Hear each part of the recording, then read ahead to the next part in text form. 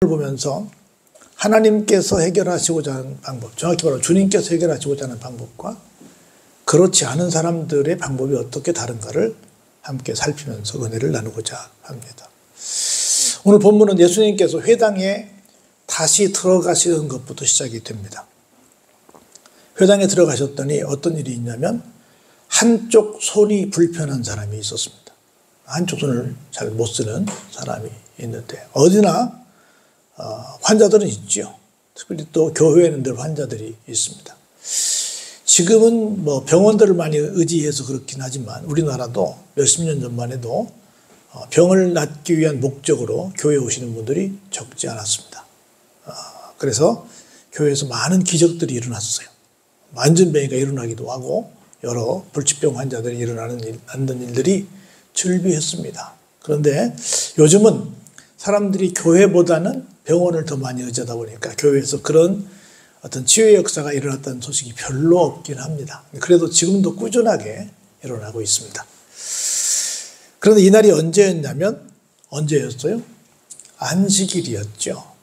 그래서 이 사람은 얼마나 좀 사정이 딱해요. 빨리 손이 건강해져서 주어진 일을 잘해서 자기 생업도 책임지고 자기가 할 일을 해야 될 텐데 사람들은 그 사람의 딱한 처지를 생각지 않습니다. 야, 오늘이 안식일이야. 그런데 예수님께서 교회 안에 분명히 환자가 있는데 오늘 특별히 우리가 가는 것처럼 한쪽 손 마른 사람이 있는데 이 사람을 고치는가 안 고치는가 한번 좀 보자. 그러면서 어떻게 하고 있어요? 주시하고 있어요. 누군가를 바라보는데 순수한 마음으로 바라봐야지 이 사람들처럼 이렇게 안 좋은 마음, 부정적인 마음으로 바라보는 것은 굉장히 안 좋다라고 하는 걸 우리가 생각해 볼 수 있습니다. 그걸 예수님이 아셨어요? 모르셨어요? 아셨죠. 정확히 아셨죠. 그래가지고 이놈들 봐라. 그리고는 보란 듯이 예수님께서 이렇게 일을 처리하십니다. 여보시오, 그 손 마른 사람 이리 좀 와보시오. 그래가지고 한쪽으로 데려가는 게 아니라 사람들을 한가운데 서게 합니다. 공개적으로 그 사람들의 마음을 꿰뚫어 보신 예수님께서 일을 처리하시는 걸 볼 수 있습니다. 정면 승부하시죠. 그러시면서 그 사람을 낫게 해 주시기 전에 먼저 그렇게 고약한 마음을 갖고 주시하고 있는 사람들을 향해서 한 말씀 하십니다. 여봐라, 안식일에 말이야, 선을 행하는 것이 낫겠니? 악을 행하는 게 낫겠니? 언제든 선을 행하는 게 낫겠어요? 악을 행하는 게 낫겠어요? 당연히 선을 행하는 게 낫겠죠. 두 번째로, 안식일에 말이야, 생명을 구하는 것이 낫겠니? 죽이는 것이 낫겠니? 어느 때를 불문하고 당연히 생명을 구하는 게 낫겠지요. 그러면서 말로 안 되는 어떻게 보면 뻔한 대답을 말씀할 수밖에 없는데 하여튼 이렇게 질문하시면서 너희들은 어느 것이 옳으냐라고 질문을 하십니다. 그랬더니 답은 너무 뻔하잖아요. 선을 행하는 것이 당연히 해야 될 일이고 생명을 구하는 것이 당연히 해야 될 일이기 때문에 하나만한 얘기니까 무슨 뜻이 있겠지라고 생각하면서 하여튼 말이 안 되니까 아무 소리 못하고 그냥 잠잠하게 다음 행보를, 예수님의 행보를 기다리고 있습니다. 누구나 다 진리 앞에서는 할 말이 없습니다. 그러면서 이 정도 얘기했으면 좀 지혜로운 사람 같으면 깨달아야 되는데 그들은 깨닫지 못하고 있습니다. 깨닫지 못하는 마음을 예수님은 뭐라고 말씀하시냐면 그들의 마음이 어떻다? 완악하다 이렇게 표현을 하십니다. 그들의 마음이 완악함을 보시고 이놈들 참 불쌍한 지고 깨닫지 못하네, 참 안타깝네, 참 인정머리 없네 그러시면서 그 사람들을 탄식하십니다. 그러시면서 예수님이 쭉 그들을 둘러보시는데 어떤 눈으로? 노하심으로. 예수님께서 우리를 둘러보실 때 노하신 눈으로 둘러보셨으면 좋겠어요? 그윽한 인자하신 눈으로 둘러보셨으면 좋겠어요? 바라기는 후자가 되시길 바랍니다. 아주 노하신 얼굴로 그들을 둘러보십니다. 그러면서 그 사람에게 보란듯이 이렇게 말씀하십니다. 이날이 언제라고요? 안식일인데 내 손을 내밀라 하시니 내밀매 어때요? 그 손이 회복된 줄로 믿습니다. 할렐루야. 내밀라 그러니까 회복됐어요. 그런데 그 자리에서 아까 얘기했잖아요. 선한 것이 좋냐 악한 것이 좋냐 살리는 게 좋냐 죽이는 게 좋냐 아까 말씀하셨잖아요. 그 질문에 아무런 생각을 못하니까 이 사람들이 찍소리 못하고 어떻게 해요? 그냥 그 자리를 박차고 나갑니다. 바리새인들이 나갑니다. 누구도 나갑니까? 헤롯 왕도 나갑니다. 생각해 보십시오. 이 당시에 바리새인들은 이 당시에 하나님을 믿는 사람들 중에서 자기들 스스로가 제일 하나님을 잘 믿는다고 생각했던 사람들입니다. 지금으로 말하면 아마 교회 각 중직자들을 말한 거라고 봅니다. 이 사람들이 나갑니다. 굉장히 믿음만을 얘기하는 사람들이에요. 반대로 헤롯 왕은 누굴까요? 정치인들이죠. 그러면 얼른 생각할 때 종교와 정치가 하나가 될 수 있어요? 하나가 될 수 없어요? 될 수 없죠. 절대 둘이는 하나가 될 수 없죠. 그런데 뭐 하는 일에는 예수님을 잡아 죽이는 일에는 하나가 됩니다. 그런데 이걸 어느 정치인은 절대로 함께 뭉칠 수 없는 정치인들이 뭉치는 걸 뭐라고 말했어요? 야합이라고 그랬죠. 무서운 아주 괜히 흉한 말인데 야합은 아주 잘못된 교집합을 말하는 거죠. 헤롯 왕과 함께 어떻게 하면 누구를 예수님을 죽일까라고 뭐 하게 돼요? 한 편이 아닌데 한 편이 돼가지고 의논하게 됩니다. 왜 그럴까요? 바리새인들은 자기들이 종교적인 지도자들로서 자기들이 존경을 받아야 되는데 지금 누가 예수님이 존경을 받으니까 그걸 용납할 수 없고, 아침에 말씀드렸던 것처럼 정치인들은 자기들이 박수갈채를 받아야 되는데 헤롯이 자기만 당신의 소리는 사람의 소리가 아니고 신의 소리예요 이런 소리 들으면서 자기만 박수갈채를 받아야 되는데 그 인기가 다른 데로 넘어가니까 둘 다 그걸 견딜 수 없어서 둘 다 공동의 목표인 예수님을 잡아 죽이자고 하는 것에 동의를 하게 됩니다. 이것을 다 아시는 예수님께서 어때요?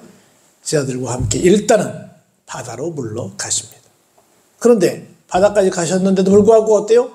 수많은 큰 무리가 예수님을 따르게 됩니다. 보니까 어디서부터 와요? 저 밑에 유대지방과 이스라엘 수도인 예루살렘과 이두메와 심지어 요단강 건너편과 그리고 이스라엘 북서쪽인 두로와 시돈까지, 다시 말해서 동서남북을 불문하고 다 천지사방에서 예수님을 만나러 예수님께서 큰 일을 하신 것을 듣고 또 그 일이 어디서 생길까를 기대하면서 나오게 되는 것을 볼 수 있습니다. 예수님께서 사람들이 너무나 많이 몰려와가지고 본인을 에워싸서 미는 것을 피하시기 위해서, 잘못하면 어디 사건이 나겠어요? 이태원 사건이 나게 생겼어요. 그래서 일단 피하셔서 여봐라, 빨리 작은 배를 준비해라. 그래서 내가 저 바다로 내가 갈 테니 거기 서서 그 배에서 얘기를 할 테니 빨리 준비하라라고 명을 하십니다. 왜냐하면 그 이후 사람들이 왜 왔어요?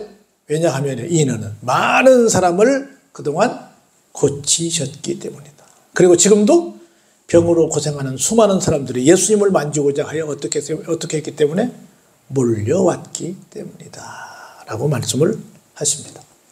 그런데 우리가 좀 생각해 볼 것이 하나 11절에 계속해서 소개가 됩니다. 그런데 이때 중간중간에 누구를 만납니까? 더러운 귀신 들린 자들을 만나게 되죠. 정확히 말하면 귀신들을 만나게 됩니다. 근데 귀신들이 만날 때마다 예수님을 보면서 어떻게 해요?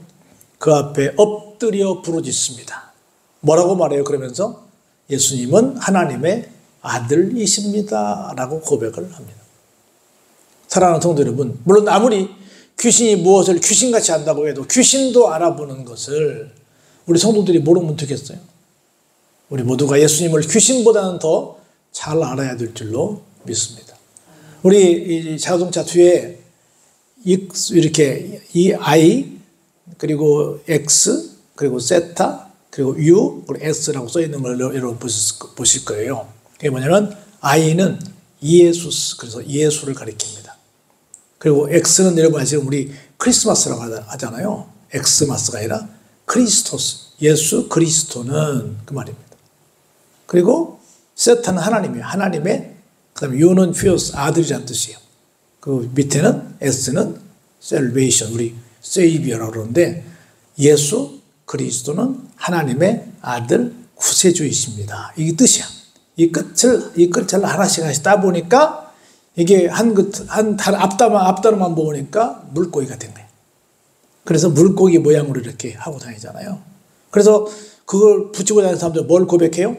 예수 그리스도는 하나님의 아들 구세주가 되십니다라는 것을 고백하는 사람들이 거기다 딱 붙이고 다니는 거예요. 그 초대교회 암호가 뭐예요? 그 물고기야. 그것을 누가 알고 있어요, 지금? 귀신이 알고 있는 거라. 근데 우리가 더 잘 알아야죠. 여러분 모두가 예수님은 하나님의 아들이심을 믿으시길 바랍니다. 그리고 마지막 볼까요? 예수님께서 자기를 나타내지 말라고 많이 뭐 하셨어요? 경고하셨습니다. 여러분 볼게요. 두 가지인데 하나는 예수님께서 왜 이렇게 말씀하셨냐면 아직은 내 때가 아니다 라고 하는 맥락에서 그렇게 말씀하셨고, 두 번째는 진짜로 예수님은 하나님만 영광을 받으시길 원하셨고 본인은 정말 매맞고 희생하러 오신 거예요. 그래서 이렇게 말씀하셨습니다. 그런데 뭘까요? 바리새인과 헤롯 당은 어때요? 반대로 우리가 박수를 받아야 된다. 우리만 높아져야 된다. 우리만 주인공이 되어야 된다. 우리가 진짜 기득권이 되어야 된다 라고 생각을 했잖아요. 예수님과 완전히 반대되는 사람들이었잖아요. 그래서 불어 예수님께서 자기를 나타내지 말라고 경고하셨다는 말씀을 마지막 절에 이렇게 집어넣고 있는 겁니다. 제가 한 가지만 얘기하고 설교를 마치고자 합니다. 여러분, 우리 세계적인 베스트셀러가 된 목적이 이끄는 삶의 저자인 릭 워렌 목사님 우리 많이 얘기 들어봤잖아요. 미국에 계신 분인데 이분은 평균 주일마다 6차례의 설교를 한다고 합니다. 뭐 그의 모습을 사진으로 많이들 보고 있는데 그냥 평범하게 생겼고 좀 정상인보다는 조금 뚱뚱하신 분입니다. 그 교회가 한 제적교인이 한 8만 명 정도 되는 그런 교회인데 전 세계에서 가장 성공한 목회자 중에 한 분이다 이렇게 사람들이 평을 하고 있고요. 뭐 뉴욕타임즈나 워싱턴 포스트나 이런 데서 굉장히 영향력 있는 지도자 중에 한 사람이다 이렇게 평할 정도로 교계에서뿐만 아니라 일반 사회에서도 인정하는 그런 목회자입니다. 그런데 그분에 대해 잘 모르는 사람들이 있어요. 그분은 설교할 때마다 큰 고통을 겪고 있는데요. 예컨대 태어날 때부터 뇌 기능 이상 증상을 가졌어요. 그러니까 brain disorder라고 그러는데 태어날 때부터 뇌가 좀 부족했습니다. 그래서 어릴 적 때부터 그 애는 정확하게 간질병 환자는 아닌데 간질 증세가 있었고 그래서 자주 기절을 했습니다. 그리고 파킨슨병처럼 떨리는 증상도 있었고 늘 이 졸도할 경우를 대비해서 예배 때마다 대타 목사님이 스탠바이를 하고 있었습니다. 간질병은 아닌데 이와 비슷한 굉장히 희귀한 병이었습니다. 미국에서 한 16만 명 정도가 이 병을 가지고 있다고 합니다. 아드레날린이 제대로 분비되지 않아서 종종 설교 전에 아드레날린 주사를 맞기도 했다고 합니다. 그 어떤 때는 천으로 앞을 가린 듯이 이렇게 눈이 흐려져 가지고 원고도 안 보이고 성도들도 안 보이는 그런 고통을 늘 호소했습니다. 그래서 25년 동안 하나님 이 병을 고쳐주세요 라고 늘 기도하며 지냈습니다. 그런데 하나님께서는 그 기도를 들어주시지 않았습니다. 그러나 그는 그렇게 말합니다. 나의 이 부족함, 이 무능이 이렇게 나를 하나님께서 쓰시는 하나의 계기가 됐다. 누가 생각나세요? 바울 사도가 생각이 나지요.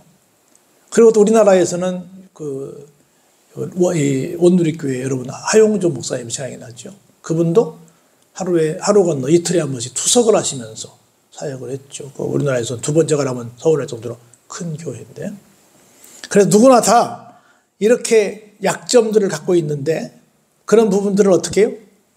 하나님만 예수님만 높이라고 생각하고 겸손하게 내가 오직 하나님 중심의 삶을 살 때 하나님께서 이렇게 쓰신다는 것을 여러 사례들을 통해서 우리가 보게 됩니다.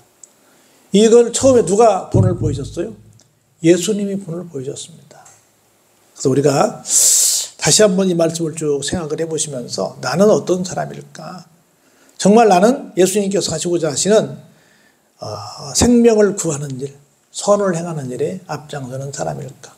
아니면 바리새인과 헤롯 당처럼 오직 나의 영달만을 위해서 살고 있는 사람은 아닐까? 내 신앙의 본질은 어딜까? 내가 궁극적으로 추구하는 것은 무엇일까를 생각해보는 이 계절이 됐으면 좋겠습니다.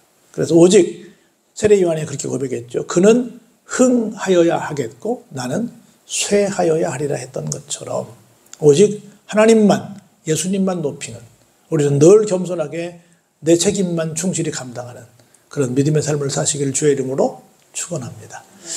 은혜가 풍성하신 아버지 하나님 감사와 영광